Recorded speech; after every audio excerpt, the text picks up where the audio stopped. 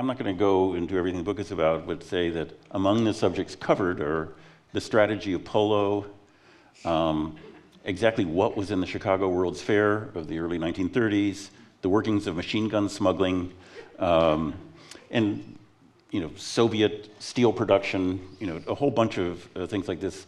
As a person who writes nonfiction books, all of these to me say rabbit hole. Yeah. Right? Yeah.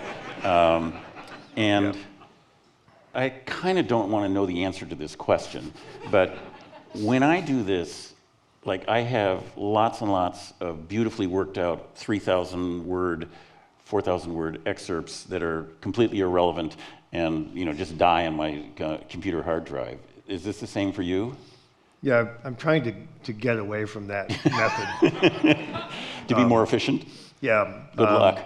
So, because like you, I can identify a rabbit hole now when I see one, which takes a while to learn that skill. But so for example, this book takes place during the 1930s, mostly.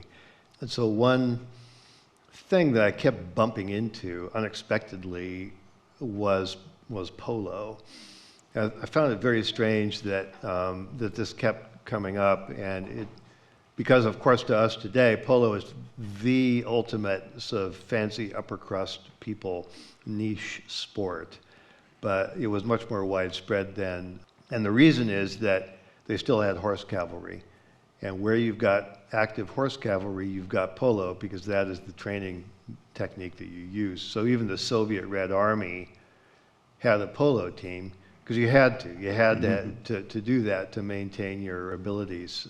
So it's training for war. And so I started paying attention to that, and I then stumbled upon something that I did not see coming at all, which was that in the vicinity of Gillette, Wyoming, there were polo pony ranches that existed to breed and train these ponies for the worldwide market of people who played polo, a market that was much bigger then than it is now.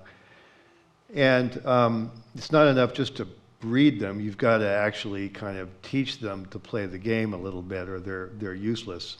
So the staff who worked on these ranches, who were sort of white people, cowboys, black people, Native Americans, Hispanics, they all knew how to play polo because it was part of their job. So you'd have these incredibly multi-ethnic teams of expert polo players riding around in Wyoming, training these these animals how to play this upper crust sport. And fancy people from all over the world would go there on kind of vacation safaris and see what was on the market and go home with expensive horses. So so there was a rabbit hole to end all rabbit holes, and I sort of pride myself on the fact that I did not go there in this book. So so there's not a 150-page section. No, no, there's not. There could very easily have been, but instead it's just mentioned